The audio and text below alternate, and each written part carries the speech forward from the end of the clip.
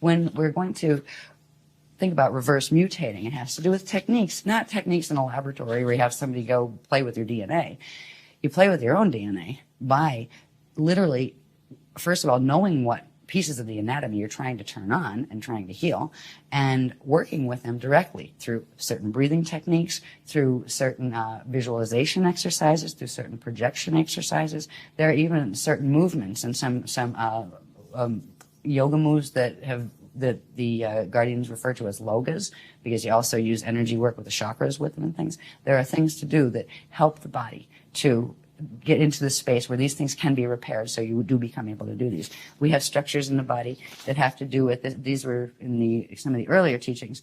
It shows the density 1 body, and this would be your density 2 body. If things were normal right now, say you could say this was your Earth body and this was your Terran body, Terran density 2, right? But we actually have these fields on each density level. This would be your soul level body, and this would be your incarnate level. If you had the density 3 one here, you'd have your oversoul, then you would have your avatar, then you would have your rishi level.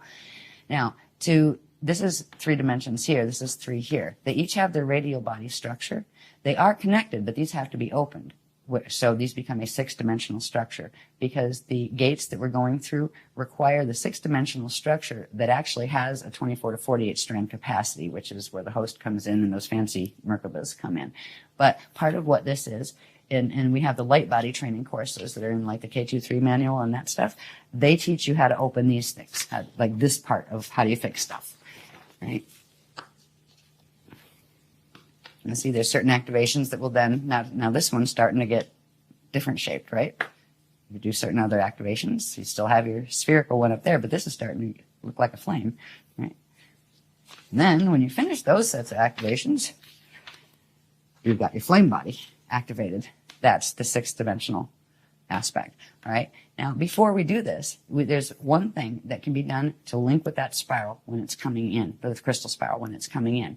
And at least then you're linked with that. But if you want to actually try to clear the other mutations out so you have a stronger field and so you don't get that Metatronic pull as badly from your own DNA as the Metatronic one's coming in, it's worth working with these technologies if you haven't done the activations before. And there's tons. There's a newcomer set of techniques and activations where to start this process. But it is a process, and you don't have to bury yourself in it.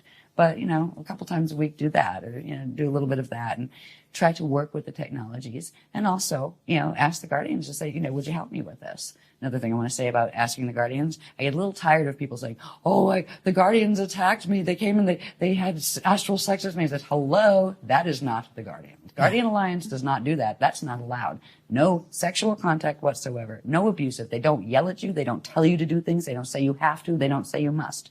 If there's something they'd really like you to do because you think it's in your best interest, they'll request that you do it, but you can always say no. So if open rapport and communication does come. There's all sorts of things out there calling themselves Guardian Alliance that are not. And you have to be careful with that. Our DNA right now, if you've done nothing with your DNA to get your line clearer, it runs 2 lines. It'll actually run 3. You can run a Krishtik one, a green one, or a red one, which means an Anunnaki one, a Drak one, or a Krishtik one. So we've all got combinations of those codes. So anyway, I just wanted to add that in there because we get a little tired of hearing people say, I'm going to go to the newspapers. I was like, well, good luck with that. But that's not us. You know what I mean? That's not our guys. They don't do that. In fact, we've taught against that, and we've taught to watch out for that for ages. If they were going to do that, they wouldn't be teaching not, to look out for that, because people are doing it. Also make it clear that other people who offer to activate your DNA or your fun body is at the same time. Exactly. Yeah, there's been another thing that some well-meaning or not people have done where they'll say, I'll give you a session and I'll activate your 12-strand pattern for you. I'll activate. There's nobody that can do it for you but you.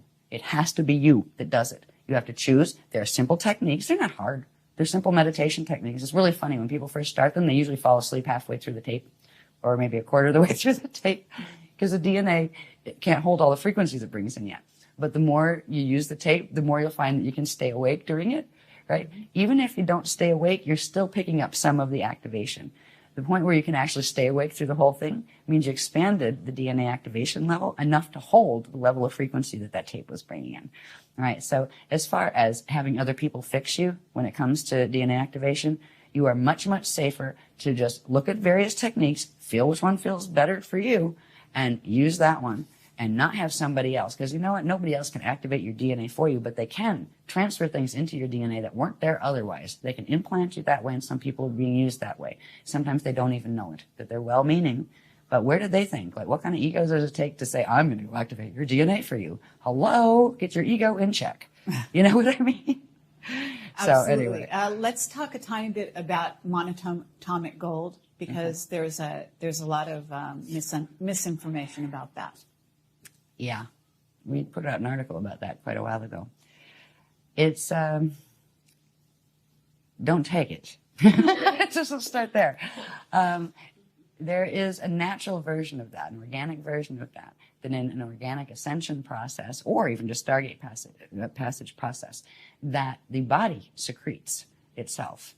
That there used to be a horrible period in Egyptian history and Atlantean history where angelic humans were captured as soon as they did a gate cross and killed so they could scrape the powder off their skin before it evaporated, because if the ones that didn't have gate codes took a little bit of it, it would give them a temporary burst where they could force themselves through a gate. It becomes addictive, and it actually destroys the body if it's not made within the body itself. And it's a product of a natural transient element called celestaline. We've talked about, this gets into some of the heavier atomic things that we've talked about in some of the workshops, that has to do with a substance called hydrolase, which is living water, sort of. It's water with nitrogen, isn't it? It bonds to it, yeah. It's a natural state of water, where the water here is actually mutated because of the way the planetary grids are. So as far as taking the outside substances, if you have to take something because your doctor tells you have to, we say, don't throw away medical advice right now. We're all walking a double line down here. Like if I had to, I would go to a doctor. If the doctor said take an antibiotic, I would.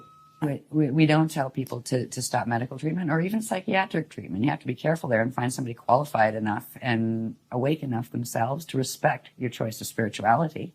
Right? Because a lot of people, for psychiatry, a lot of places you go say, yeah, I've been astral projecting and it's getting on my nerves. I'll put you on a drug, right? Oh, no, actually I'm having astral projection. Hello.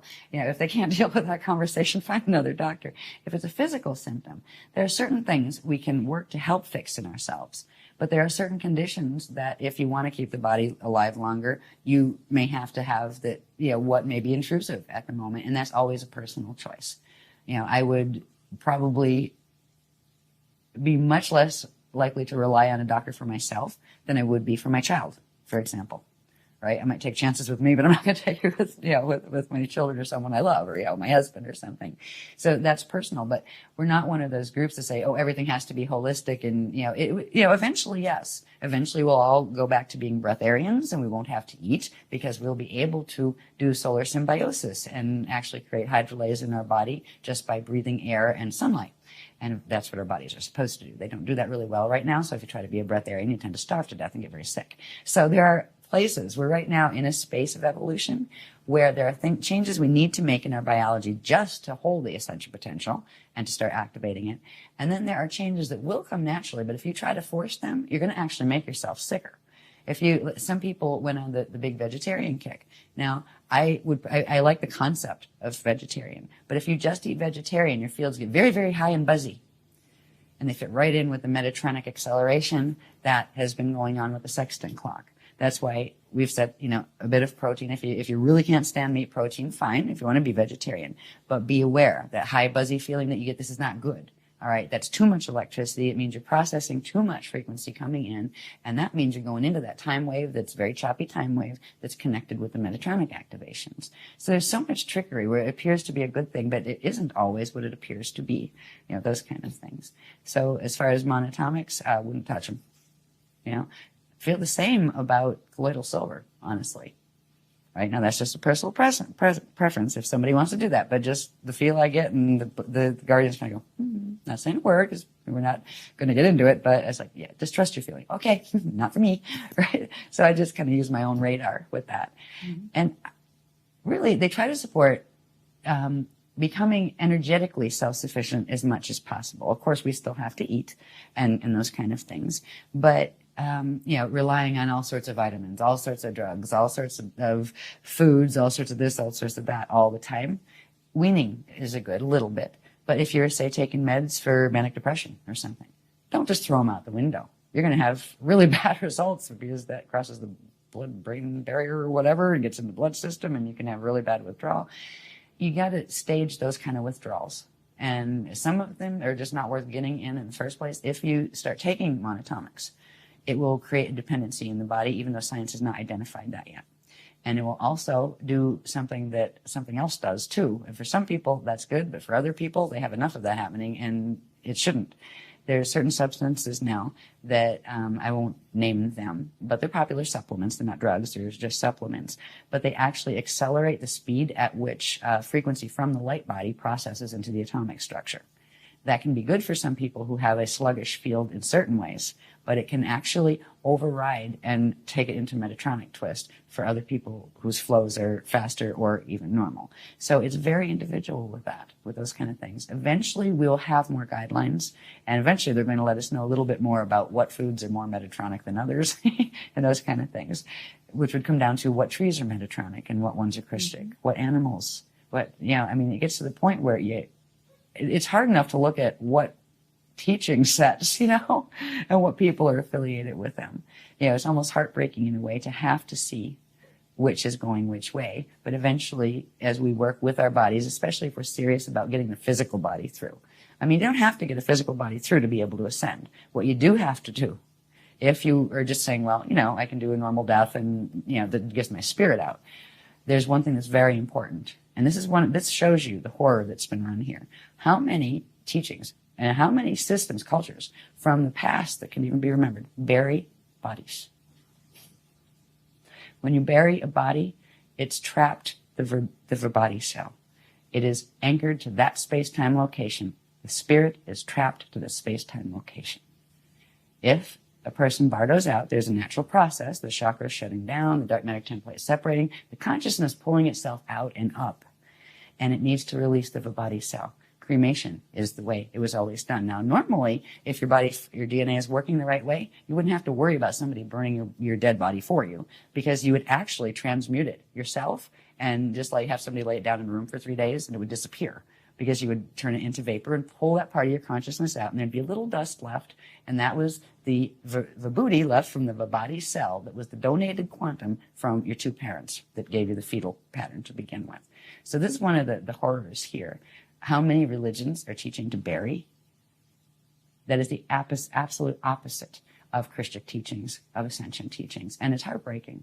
But there are a lot of rescue missions that do go on in the planes, the various plane structures of Earth, because the guardian groups know this, and people are getting stuck here for eons, right? So there are particular times when the guardian, they're called way showers, will come in and actually round them up and say, okay, there's certain things you have to do. They have to release that connection, and that's quite a physics mechanics thing, kind of a little bit like brain surgery, but there are guardians that do service them. So if you have people that you love that died and are buried, you might want to put out a good word to whoever the way showers of the Christ are.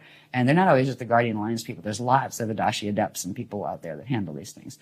But if you want to solve that problem in the first place, if you're not planning on getting your body to the point where it can do a full transfiguration, because that is sometimes a lot of work. At some point, you're going to have to change your diet. At some point, you're going to have to spend more time focusing in say meditative spaces or projection spaces than you are focused here. And that can, get in the way of your life down here. It's okay to die as long as you do it well and take your quantum with you. And that means cremation. And that's another thing that people might hate my guts for. Sorry. Yeah, since they're hating my guts, I might as well say the other one. It's on the other end, the fetal integration one. Yeah. You were wondering if I was going to do that. Yeah, might as well. In the natural process, it's been explained very, very clearly, the fetal integration process, from the point when an egg and sperm come together. I mean, down to the first 12 seconds. The second, what happens? What part of the spirit body grows first? What part of the light body starts to grow then as the flesh is expanding out, etc. 33 to 56 days after conception is when the soul can start to integrate, or the spirit can start integrating into that body. Until that point, yes, the body is alive. It is being fueled by the quantum donated by the two parents. If a being dies in that period, it is not attached to the body yet. It is not stuck. So there is a window of 33 to 56 days when, if a person aborted, let's say, that doesn't mean we support abortion. People really should be spiritually aware enough not to get themselves in that position in the first place. But down here, that can be difficult sometimes, especially in, like, if you're raped or something like that. But 33 to 56 days, usually the 56th or the 56th end now, like the way the mutation is running here, before the spirit can start to integrate into the fetal body. Because if it did, it would explode the fetal pattern and it would kill the fetal body. So there is a window there where, yes, you have a baby in there, and yes, you have a spirit that's probably wanting to come into it, but it's not in yet. It will start fetal integration 33 to 56 days. And that's another one. So if everybody really wants to not like me, they can play with that too. And I'm sure the Catholic people won't be happy with me at all, and I'm sorry. I won't even get into where the Bible came from. In the Council of Nicaea in 325 AD, when Rome decided they wanted to unify all its territories and called everybody together and created the canonized Bible by taking pieces of old records from various places. So we all have our own beliefs, and I really hope the people of other faiths can respect ours, and we will respect yours. Anyway, I think back on the graphs. So I'm done with these. Okay, no, that's absolutely fine. Oh, talk about just hitting every little bit. Well, that's what we're all about here. It just felt like it was the right place to put that. As much as possible.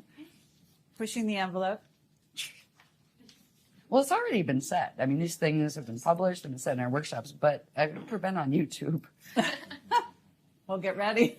At some point, we want to talk about the 2012, from there on, what happens, and the fact that that's not the end of the world, and that they're not going to ascend on that day, and so on and so forth. Yeah, their story of they were going to ascend on that day meant you were going to become extinct on that day. Right. Yeah, if the Metatron crew had their way.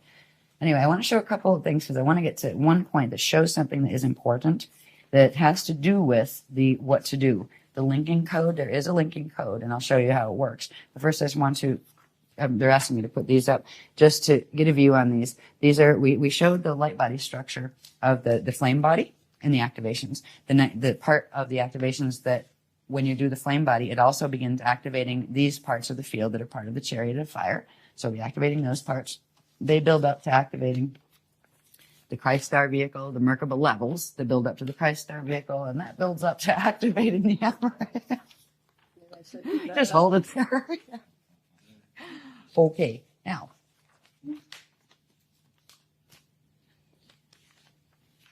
Back to the Alaria. No, that's not the Alaria, it's the Lumiradana. That's the spirit body structure, right?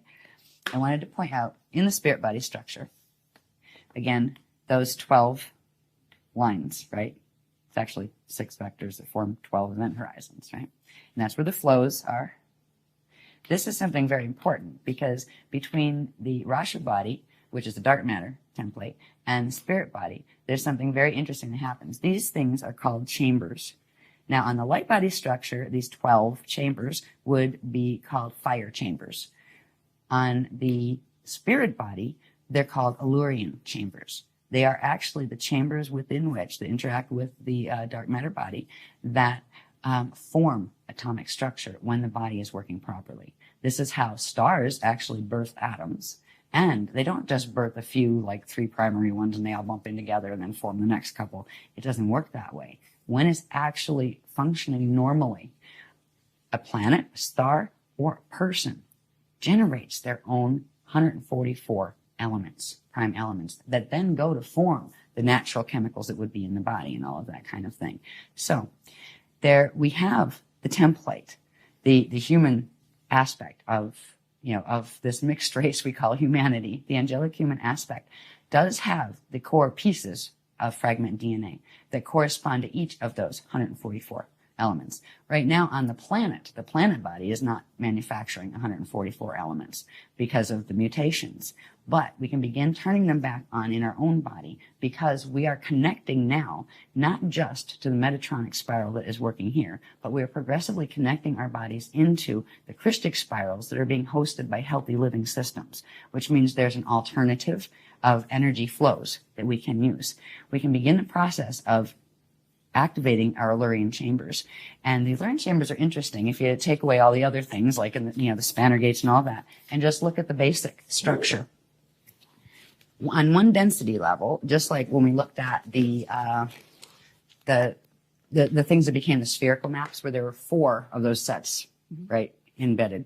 Well, this is 4. You have one for D1, D2, D3, and then what's called the density level one. And that's the one that corresponds to, let's say, the space between D3 and D4. All right. So you again have a 4-level structure.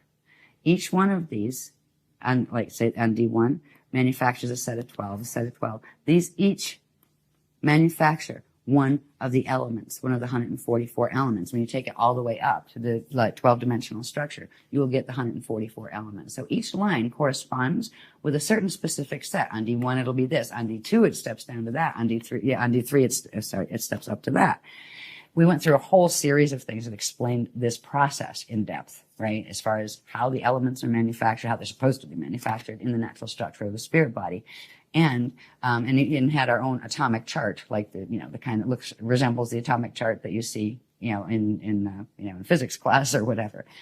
But there is another way to, instead of like analyzing and memorizing each one of those by their proton number and all that kind of stuff, because that's what it is. It's, the proton numbers. That's how how science here keeps track of it. And it's the same thing. It's the same atomic chart. You have, your hydrogen, all the way up to things that don't have names yet because they haven't found 144 here because they're not here yet. There's a way to trigger the pieces of DNA that are connected to each of these. We still have the dormant encryption in the DNA, but because it's not materializing on the planet because of the mutations, it isn't assembling in the DNA or our bodies. And some of those elements are essential to the biochemical processes of transfigurative ascension. There is a way, again, if we look at this, it's a pretty little thing. This is, again, putting the flows back where we just had the lines showing there, the lines with their atomic numbers on them, right? This actually is there's 4 layers to this, which corresponds to the 4 sets there, and it has its 12 flows. Each of these has certain sets of colors that not only go with what comes up the center line, but if you'll notice on this one, and I have it upside down, if you notice on this one, it has to do with the circulation where energy comes up one of these and then flows down these. It actually comes up through, I believe it goes out. Which ones are actually tonal? This is the interface between the 12 lines that are of the spirit body and the 12 lines that are of the light body. And there's an interaction between them, and it's through that. You also have the Rasha body in there. There's 3 different currents running that actually form the elements that are the atomic elements. And these flows that actually come up here and they just have them going over here and then come back down here. So there's this interaction where these base elements here will come up and they manufacture other ones as they interact with the currents that are coming up here, and these currents split and come down here, and that's going on all the way around, right? So there's this whole set of mathematical interactions that take place in the structures that unite the Rasha dark matter body, the spirit body, and the light body, through which the atomic body is formed.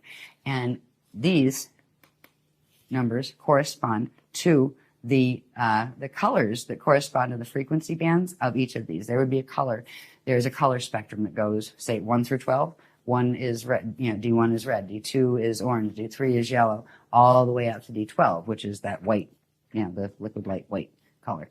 So the colors correspond to the frequencies, and the frequencies, the colors correspond to, these colors would change on each line because the numbers change. It's called the mix master, and this has to do with quite a complicated process of what angles, which dimensional level is at. So they're not all on the same. You might have actually a tonal line 1, say here, and then it becomes line 4 on this level, and then it might be line 6 on this level because of the shifts in these spheres where they're not all with their 12s pointed up, in other words. So it is literally the atomic creation factory that our bodies are supposed to be, that a planet body is supposed to be, a star body is supposed to be, to begin triggering the activation of those 144 presently dormant, most of them, elements in the body. This code can be used through optical pineal induction. Now, it works a bit in its black and white form, where it shows its number correspondences. And the number correspondences correspond to colors and to the information that is actually on this chart, right? The technical mathematical information.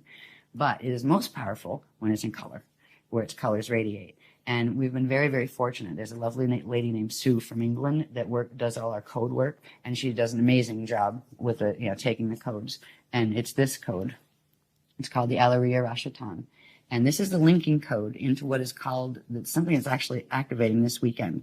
That is called they're called the Orb Reservoir, but it's actually the Aurora Reservoir. It is in the core of the planet, there's going to be a reservoir of energy coming in now from the aurora continuum and carrying the Christic spiral frequencies. And just using this code, which actually contains the whole imprint, the whole template for the 144 different elements, and simply you can just put out the intention, go down to Earth's core, holding an image of it in your mind, just kind of like even inhale at once and go listen down to Earth's core with the intention that I want to ride the crystal spiral, right? And that is a start. That will link. It's that simple to link. Now, once you link, then there's the light body and the various pieces of yourself you might want to put back together if you want your fields to be strong enough to handle the periods that are going to come up in, between now and 2012. But it is the simplest host I have ever seen. We didn't have it this easy. The groups didn't. We had to work piece by piece, starting with the light body, just to be able to fix that level so we could bring those frequencies in so they could activate on the planet, right? So we did a lot of hard work to get it to the point where this reservoir could be created that is available to anybody who chooses to choose to go on the Christ host. So that is the first step. There's other stuff you can do, and we already have tons of techniques to begin the other parts for people who want it. If you don't want it, that's fine. But that is a linking code, and it's directly keyed. It's not just a pretty little picture. It is directly keyed to the atomic chart, the Arhayas chambers, the Arhayan chambers chart. There's a whole set of workshop things that go with this. So I just tried to paraphrase it fast. I wanted to get that in there. And there's one more thing I would like to get in here. Oh, look at this. We're at the bottom of the pile. I'm so happy. Yeah. I mean, I love talking about it, but I get weary, just like people get weary listening to me. It's like, I need a wake up band sometimes in the workshop. You're doing a great job. So. Thank you. Do not worry. Try to do these the simple way. There's a lot of information in these, and I don't have to, I'm not going to read all the little pieces and stuff. That takes forever. But this information is in the Iron workshop, which is what, Sliders 5? 6. That was 6, right? Sliders 6 workshop has the whole set of these charts and talks about this. What you're looking at here is our sun, okay, in the center. This would be our, the solar plane, or where Earth is orbiting around the sun. And it's not done in scale, it's just done with that sun at the center just to show these relationships. Over here, you would have Earth with its staff and its rods and shield at its tilt, right? So actually this is one of the rods and this is one of the rods, or chambers. And the tilt here, you can see it on the shields. So that's Earth sitting at this angle in the solar plane, and this is like the solar north up here. The sun also has the 2 rods and the 2 chambers, right here. Over here is what you don't see, that because of the way the wormholes are set up, there is a direct counter movement and relationship between parallel Earth that is in that parallel galaxy. It's taken them millions of years actually to build this system, to twist things in this system enough where they could create this. But this is already in sync, and it has been. They had a big victory about 13,000 years ago. I think it was 10,958 BC. It's somewhere down here. Yeah, no, 10,948 BC. Right. So this is what you don't see orbiting right on the opposite orbit of Earth is parallel Earth. And that's on the other side of the wormhole structure. It also has its chambers and rods, and it's also counter-tilted. Where our tilt is this way, they're tilted that way. Through the center gates, the core gates of the sun, they link, and they form an open wormhole network at the center of the sun. Now, this is just what happens all the time since they built this system.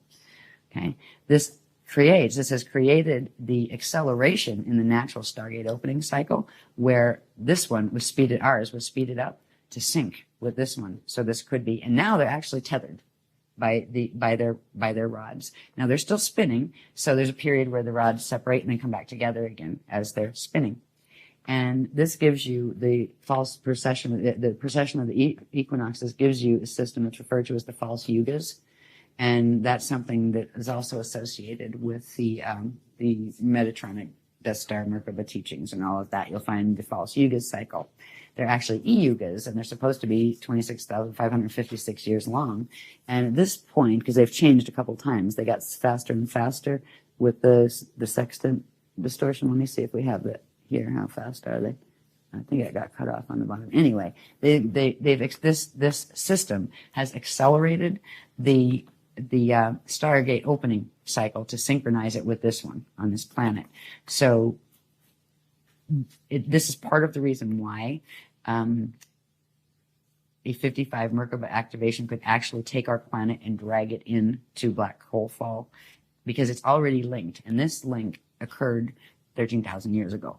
All right. There's another link that has to do with this. This little dot back here, and it's not to scale, of course. It's just showing the point in the maps that we would call our the core of the Milky Way galaxy. All right. The Milky Way also has a thing that's rotating in it, even though it's a black hole. There is a thing rotating in it. It also has its chambers and rods, and it spins much longer, slower cycles. There are certain periods of time when these things come into specific alignments, where you have the rods of the Milky Way that are coming through from the black hole system, interfacing directly through our sun, that's interfacing with the parallel side, and you have another parallel side on the parallel Milky Way coming through the center of the Milky Way. Now, this is happening all the time in general, but there are certain periods of time where various things happen. Like in March equinoxes, ever since equinoxes began, March equinoxes, you end up with the parallel one and our Earth crossing over. And when they cross through each other, right, one's at one angle of rotational particle spin, one's at the other. This one's in the parallel universe, but they are synced, and they literally pass through each other. The core is open temporarily for that period of time. Do you know how many pagan celebrations and old, ancient cultures used to do their fertility rites and their all sorts of interesting ceremonies on the equinoxes and the solstices? This is why they were taught to do them, because things could come in, you get yourselves pregnant over here, things could come in and soul immigrate directly right through from parallel. And this was part of the trickery that has been going on here. I mean, great, we got equinoxes and solstices. That's not great. Because they are actually part of the twisted sextant clock that is part of this nasty wormhole black hole vortex system. Then we also have what happens, let's see, which one is this? Do I need that one? And that's just showing where they blend. The June solstice. Okay, so things keep, then they rotate apart again. And we're over here, and then they're over there, right? But they're still aligned directly through the solar gate. So there's another gate opening there. The most powerful one is actually when they totally overlap with each other for that period, and that is in the equinox periods, right? So again, we're going this way, and they're coming this way. We overlap again on the September equinox. We overlap over here this time and pass through each other again. I'll just do these really fast. And then in December solstices. Okay, are you familiar with the Alice Bailey material? I've heard of Bailey, but I've not read it. Yeah. Okay. And, they talk about it a lot about, like, the Buddha festival and various festivals that go on various times of the year. And full moons mainly. Moons. Yeah. We haven't even touched on the moon stuff yet. Right. Yeah. But there has to be, I think, some kind of link up here. Yeah. I'm sure there is. It would be great to. Yeah. I'm sure there's an extension of these diagrams that actually show what the moon is doing during all of this. Because it's very much tied to. Yeah, because the full moons are tied to the equinoxes and. Okay. Yeah, we gotta plug the moon into this. Yeah. Yes. Oh, yeah. Okay, Bailey did that. Yeah, yeah. I knew the name sounded familiar, and I know the GWB. Yeah, those guys. Okay, so anyway, this is where it gets interesting, because here's where you're ending up with rods. You got the solar rod running with the galactic rod, right? You also have the planetary rods aligning through them. So there's this interesting thing happening here because of this one. It's the much more powerful one. And this is the point where certain things could happen. If there were frequencies thrown through here hard enough, you could whack this rod and actually spin our rods.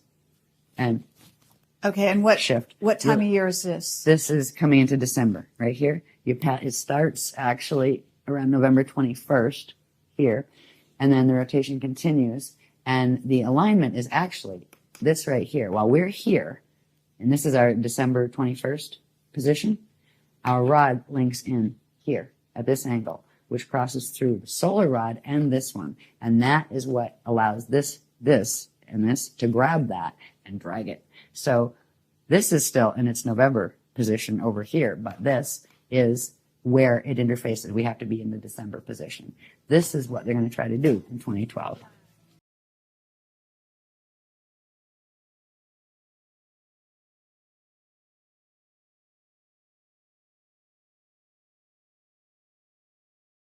Alors, pour savoir ce qu'il s'est réellement passé le 21 décembre 2012, je vous invite à aller sur le site de arhayas.com directement.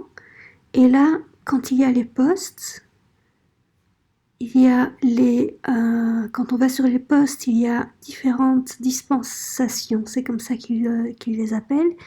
Et celui du 31 décembre 2012 s'appelle les 13 jours de Christmas. Christmas, ça veut dire la messe du Christ. Donc, si je clique dessus, il y a tout ce texte. Je n'ai pas tout traduit en français, mais j'ai traduit une partie que je vais vous lire ici. Donc, le 31 décembre 2012, 13 jours de Christmas. Alors, Christmas, donc le mot en anglais Christmas qui est devenu Noël, à l'origine c'est ça que ça voulait dire, ça voulait dire la messe du Christ. Alors, AMCC, c'est Alhambra Magistracy Councils of Cosminias, et si on traduit en français, ça veut dire les conseils Alhambra de la magistrature des Cosminias. MCEO, ça veut dire Melchizedek Cloister Emerald Order ou le cloître Melchizedek de l'ordre d'émeraude. Christmas veut dire messe du Christ, fail-safe veut dire infaillible, deification veut dire déification, net, c'est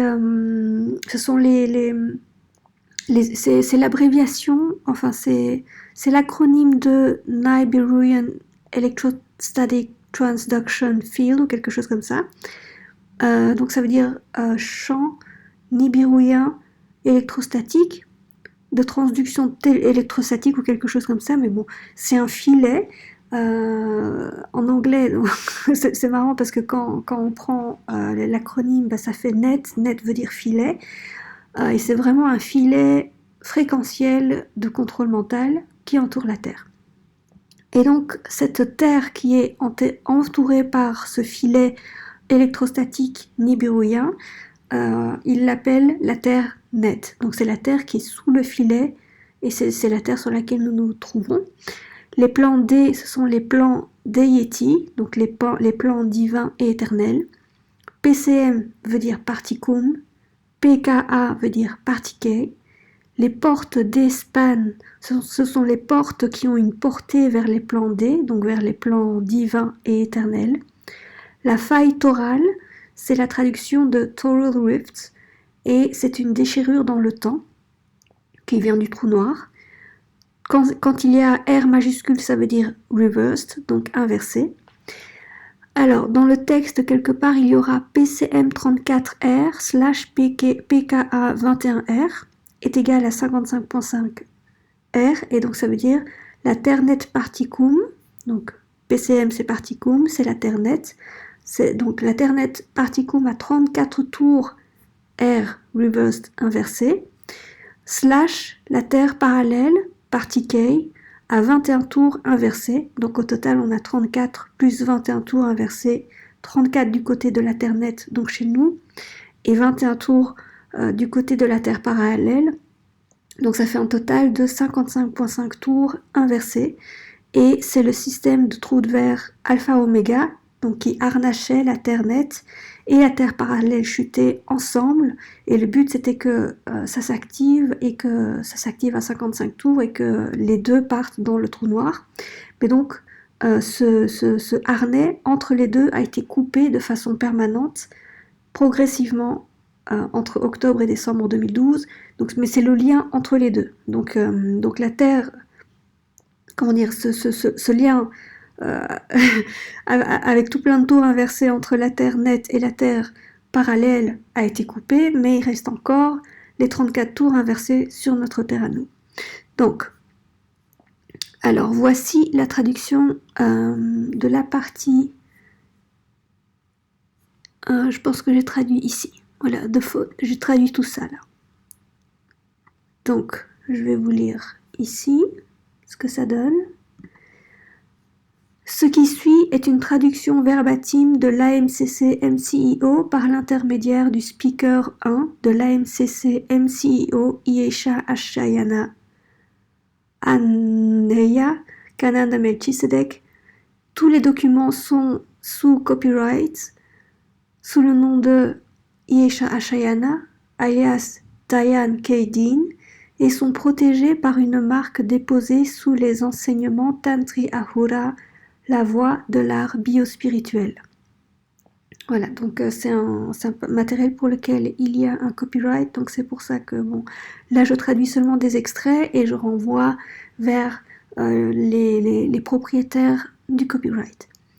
Alors, AMCC MCEO, 13 jours de Christmas et l'éveil planétaire de la graine d'argent. Aperçu général des activations de la grille planétaire. Du 21 du 12 2012 au 1er mars 2013. Cela inclut AMCC MCEO, activation de prélude, réseau planétaire des cathédrales Al-Humbra, passage Al-Humbra, pont de la Trinité, menottes d'or planétaire, désactivation planétaire de la Merkaba de l'étoile de la mort, activation planétaire de la graine d'argent d'Arhayas, arche planétaire d'Arhayas, code fail-safe des gardiens de portail des talismans planétaires, plateforme d'ascension de l'île des plans D et île Arhayas du soleil 8, flamme planétaire d'Arhayas, éveil de la graine d'argent planétaire Arhayas Cosminias de l'atome semence de vie éternelle du soleil 8 de plasma, générateur phasé de plasma du temple du lotus planétaire, Al planétaire d'Arhayas, œil du passage Al-Humbra, terre temporaire Al-Humbra, œil d'Arhayas Al-Humbrus, passage Cosminias Al-Humbrus, terre d'ascension Aurora, processus de déification planétaire, point de pulsation de l'œil d'Arhayas, point de flash de l'œil d'Arhayas, portée d'Arhayas Cosminias Al-Humbrus, point de déification planétaire, la spire ou obélisque cristal Al-Humbra de la création de vie éternelle, la rivière cristal d'Arhayas, le 13e jour de Christmas, l'aube de l'âge des Lumières, et la vie en 2012 après les chuchotements aux orbes de la terre et l'éveil de la graine d'argent. Alors, d'octobre-novembre 2012, voyage au Pérou. Donc ça correspond à... C'était ça. Oui, ceci. Oups. Ceci.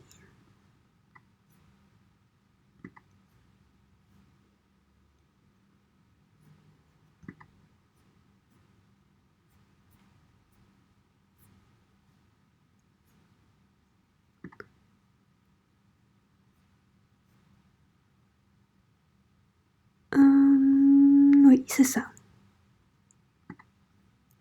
Alors, le voyage au Pérou, activation de prélude AMCC MCEO. L'AMCC a activé l'ouverture du réseau planétaire des cathédrales Al-Humbra des portes d'Ispan, des soleils 1 à 7 plus 8 et des tunnels temporels des passages Al-Humra, des plans Deity, via l'ancrage, l'activation du pont de la Trinité, plasmas centraux des soleils 8, 5 et 2, dans le complexe des cathédrales Al-Humra 2 du Pérou. Le pont de la Trinité est ensuite descendu du complexe de la cathédrale Al-Humra 2 Pérou vers les 4 autres sites du complexe des cathédrales planétaires, amorçant l'activation de l'ensemble du réseau planétaire des cathédrales Al-Humra et la libération des menottes d'or planétaires. Le harnais de contrôle métatronique Brelind Fetali Pentagone Vesica Piscis sur les portes d'Ispan du réseau planétaire des cathédrales Al-Humra de la fin de l'an 100 au début de l'an 200 de notre ère. Le début de l'activation du réseau planétaire des cathédrales Al-Humra et la libération des menottes d'or planétaires ont initié la coupure permanente de la Merkaba métatronique de l'étoile de la mort de l'ensemble de 21 spires inversées de la même spirale que la Terre Partie et de la Merkaba métatronique de l'étoile de la mort de l'ensemble de 34 spires inversées de la même spirale que la Terre Net Particum, donc notre Terre. La coupure progressive de ces deux aspects des champs planétaires de Merkaba métatronique de l'étoile de la mort, qui s'est achevée le 20 du 12 2012, a progressivement et définitivement bloqué l'ouverture des portes métatroniques planétaires Alpha-Oméga entre la Terre parallèle Partie, la matrice Bourga et le champ de distorsion spatio-temporelle de la faille torale et notre Terre Net Particum, réduisant progressivement le champ Merkaba planétaire de l'étoile de la mort inversée de notre Terre Particum Net, de la vitesse de rotation inversée à 55 tours de l'activation de la Merkaba de l'étoile de la mort, à partir de mai 2012, à une vitesse de rotation inversée à 34 tours. Alors, pour expliquer ce que tout ça veut dire, donc, dans l'interview Camelot de 2010, E'Asha a parlé de ce système de trous de verre alpha-oméga entre notre Terre et la Terre, donc notre Terre Particum et la Terre parallèle Partie, qui était liée donc par cette Merkaba de l'étoile de la mort à 55 tours, donc 34 tours chez nous et 21 tours sur la Terre parallèle. Donc c'est ça qu'il voulait faire le 21 décembre 2012. Il voulait activer cette étoile de la mort, prendre la Terre nette et la Terre parallèle et ramener tout ça dans le trou noir. Ils ont essayé plus tôt, c'est-à-dire qu'au lieu de le faire le 21 décembre 2012, ils ont activé ça en mai 2012. Donc ça veut dire qu'en mai 2012, ça a été l'activation de cette étoile de la mort, de cette Merkaba de l'étoile de la mort a commencé. Alors la seule façon pour arrêter ça, c'était de infuser les fréquences plasma des champs divins et éternels. Mais c'était pas possible parce que jusqu'à maintenant, il y avait ce qu'on appelle les menottes d'or, donc en sang, donc voilà. Donc il y avait un harnais de contrôle métatronique qui date de l'an 100, au début de l'an 200 de notre ère. Il y a eu un conflit au niveau plasma et ça s'est terminé par les Fetali Brelind qui ont mis donc ce harnais qu'on appelle les menottes d'or, et c'est ce qui a empêché pendant tout ce temps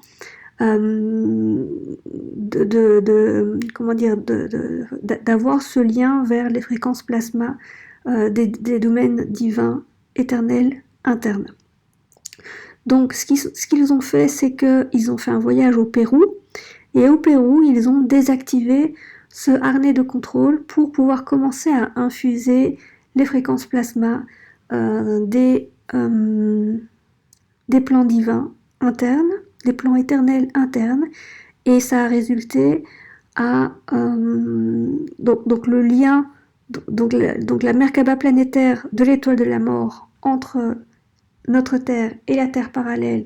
Donc le lien a été coupé, et donc ça a réduit la Merkaba, donc ça a réduit la vitesse de rotation de 55 tours. Donc c'est plus 55 tours, mais c'est 34 tours, et il n'y a plus ce lien vers la Terre parallèle.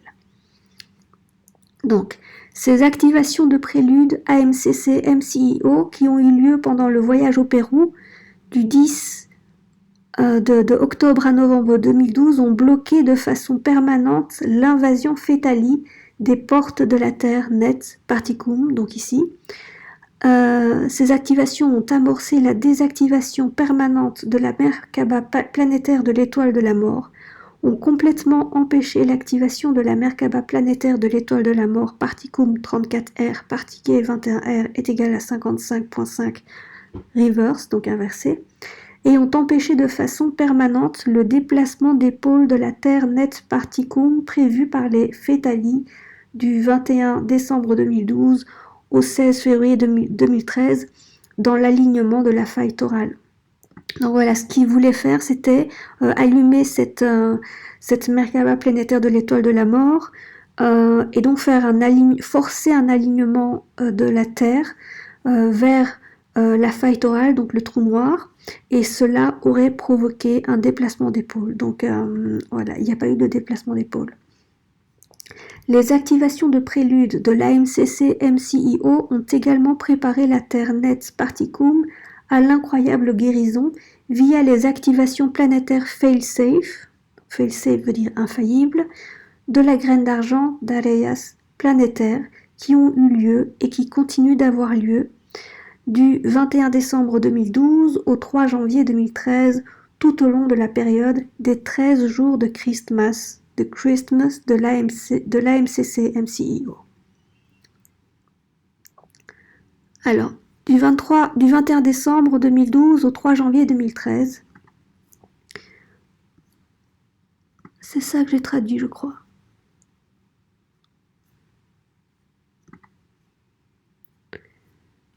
AMCC MCIO, activation planétaire fail-safe de la graine d'argent, terre d'ascension aurora et éveil planétaire de la graine d'argent et déification planétaire. Donc, traduction d'un extrait des explications de ces activations. J'ai pas tout traduit, mais c'est quelque part en dessous ici. Donc, une fois que la flamme d'Arhayas s'est activée avec le temple d'Arhayas de la Terre médiane, donc la Terre médiane, c'est la Terre dans un futur qui n'a pas chuté.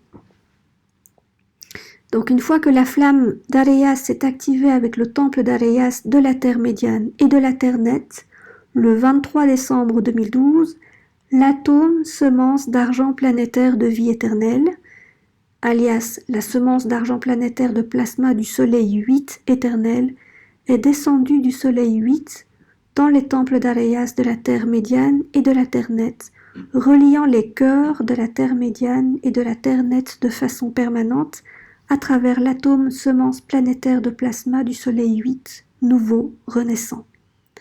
La graine d'argent planétaire, également connue sous le nom de lin Soleil 8 or argent, est le bourgeon central cosminia générateur à cellules phasées de plasma du cœur du Soleil 8, de l'œil éternel de Dieu, d'Arhayas, cosminias, par lequel la Terre médiane et la Terre nette donnent naissance au tout premier temple du lotus planétaire générateur phasé de plasma, centre de fabrication du modèle de plasma élémental de la Terre, tout comme les générateurs phasés du temple du lotus sur l'île sanctuaire.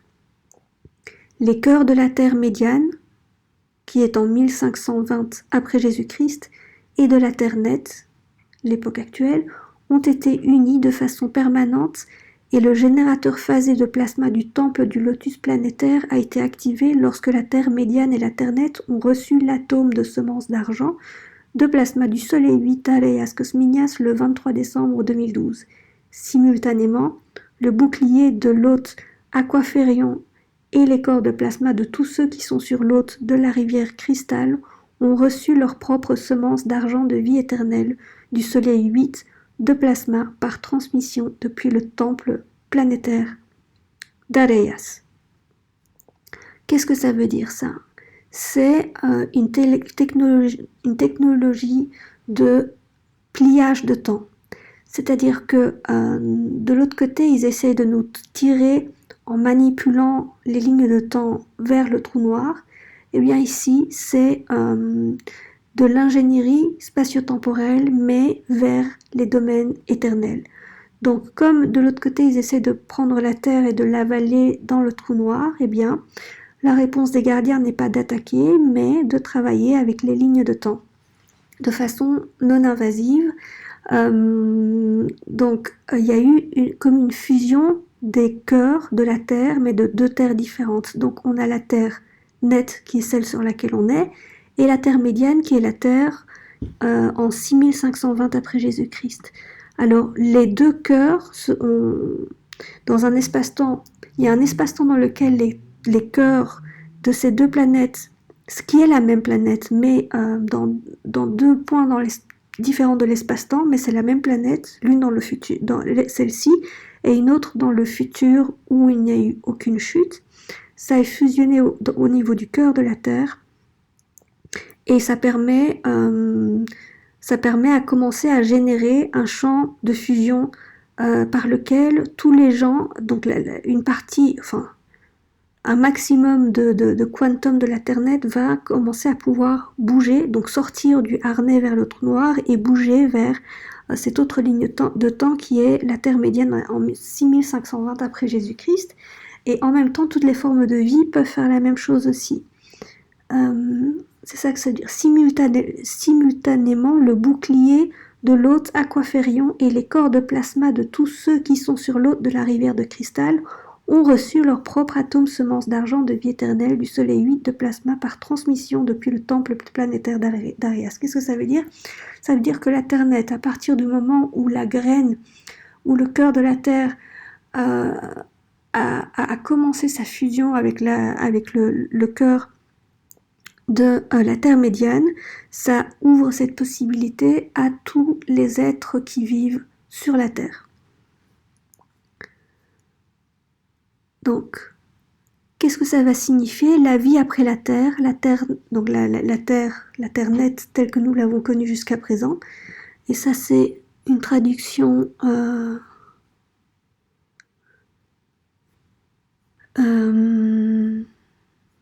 ici.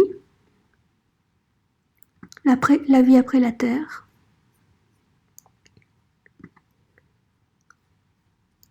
À travers les événements actuels monumentaux décrits en détail ci-dessus et brièvement résumés ci-dessous, l'éveil planétaire de la graine d'argent de notre Terre s'est produit entre le 23 décembre et le 26 décembre 2012 et notre Terre nette est devenue la Terre d'Ascension Aurora, le 26 décembre 2012, qui culminera avec l'aube de l'âge des Lumières du 3 janvier 2013. La vie après la Terre, ça veut dire la vie, c'est-à-dire la vie sur la Terre d'Ascension Aurora, ici et maintenant, et pour les générations de la Terre Aurora qui traverseront les 900 prochaines années de notre hôte planétaire, de la rivière Cristal vers l'ascension Cristar Adachi 3. Donc Adachi, c'est le terme correct pour maître ascensionné. Et un maître ascensionné, c'est quelqu'un qui a déjà fait l'ascension, et Adachi 3, ce sont des êtres qui ont complété ce cycle d'ascension 3 fois, donc ils connaissent bien le processus. Et donc ce sont ceux qui nous aident. Ce sont des êtres qui ont déjà complété ce processus d'ascension 2 fois, donc processus d'ascension donc par transfiguration du corps en lumière, et qui sont à l'état de soleil, etc. Qu'est-ce que cela signifie? Pour les débutants, cela signifie ce qui suit.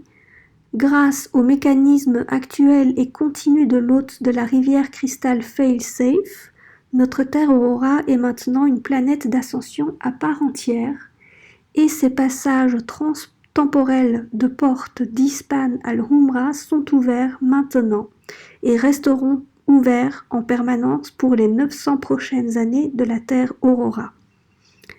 La guerre invisible des gris, la guerre des plasmas dans laquelle notre Terre est empêtrée depuis des éons et qui a atteint son point zéro de tolérance Christ entre septembre 2000 et août 2011 en temps terrestre, lorsque l'intervention fail-safe Christ al-Humra a été appelée et progressivement mise en œuvre, est finalement terminée, et l'autre fail-safe al-Humra de la rivière Cristal a prévalu.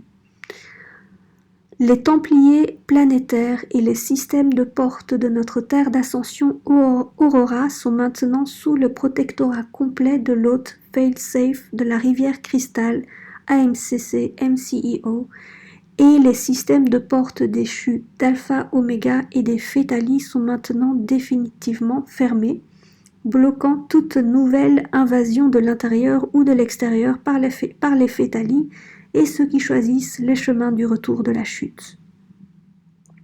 Au cours des 900 prochaines années, notre Terre Aurora deviendra une station d'ascension intergalactique pour de nombreuses formes de vie et de conscience qui chercheront un hôte Christ final pour l'évacuation des galaxies en chute dans la faille torale, telle que notre galaxie de la Voie lactée et ses nombreux systèmes solaires en chute comme le nôtre.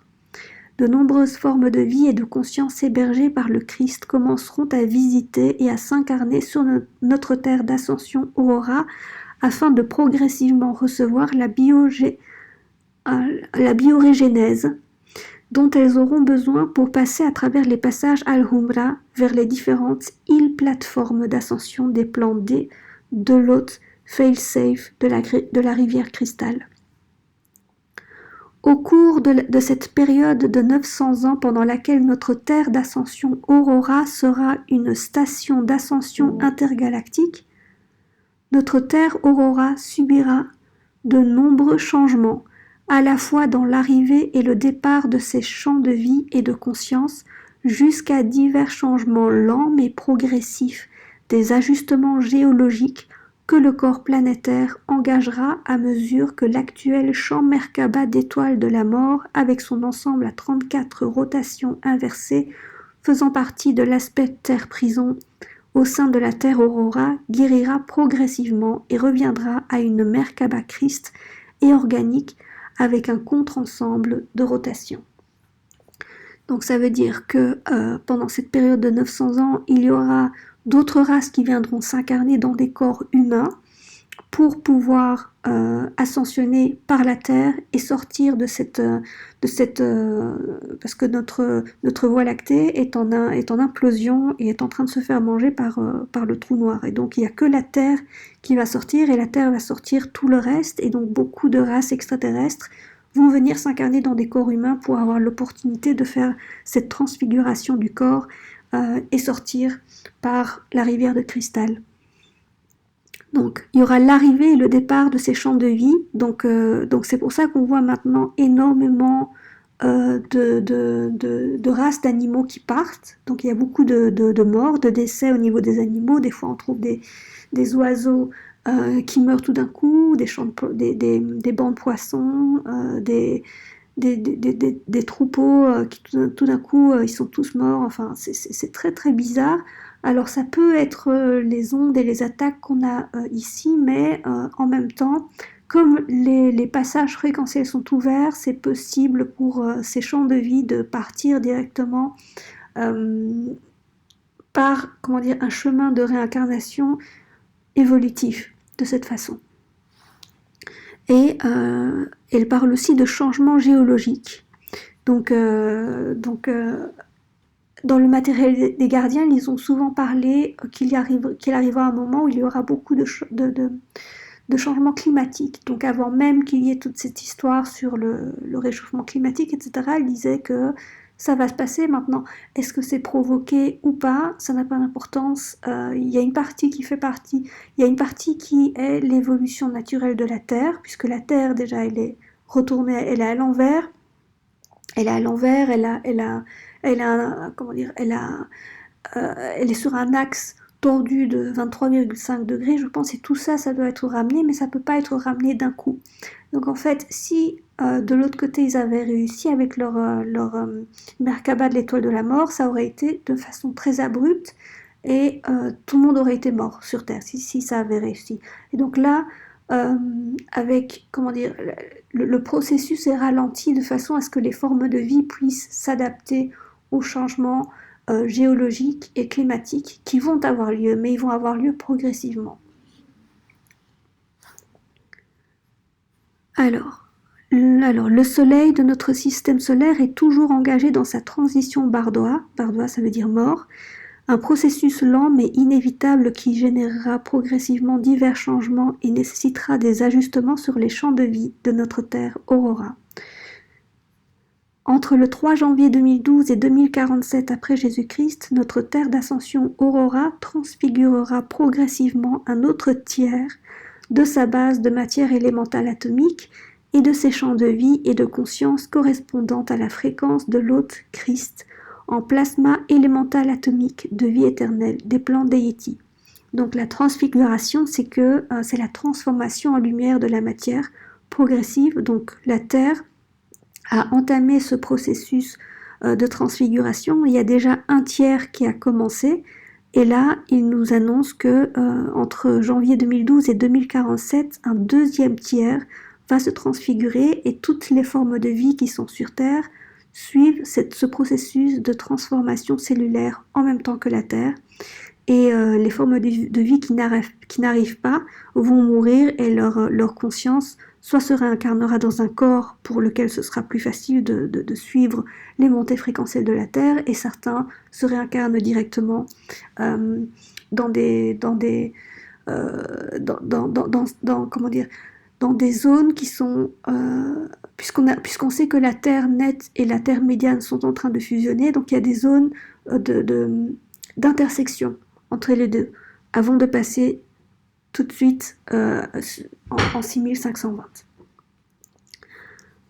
Alors, entre 2047 et 2912 après Jésus-Christ, le tiers restant de notre base de matière élémentale atomique, de notre terre d'ascension Aurora et de nos champs de vie et de conscience se transfigurera en plasma élémental atomique de vie éternelle des plans déités au fur et à mesure que notre terre d'ascension Aurora et Urta Ascension M31 engagent lentement et progressivement leur propre cycle de fusion planétaire Tantri E'Asha pour finalement accomplir leur ascension cristal Adashi 3 via l'hôte fail-safe de la rivière cristal AMCC MCIO.